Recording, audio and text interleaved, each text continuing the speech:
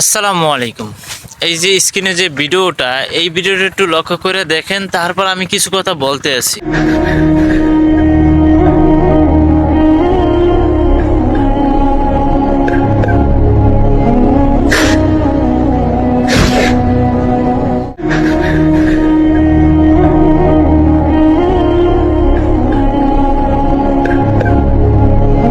এই যে স্ক্রিনে যে ভিডিওটা দেখলেন, এই ভিডিওটা দেখার পরে আমার অনেক পরিমাণে খারাপ লাগছে। মানুষ যে এতটা পরিমাণ খারাপ হতে পারে এটা আমি কখনোই ভাবিনি। মাথায় ওদের কিন্তু টুপি আছে, পাঞ্জাবি পরা আছে, সাদা একটা লুঙ্গিও পরা আছে।